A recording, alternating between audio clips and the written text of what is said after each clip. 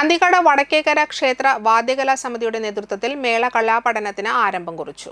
അന്തിക്കാട് വടക്കേക്കര ക്ഷേത്ര വാദ്യകലാ സമിതിയുടെ നേതൃത്വത്തിൽ മേളകലാ പഠനത്തിന് ആരംഭം കുറിച്ചു.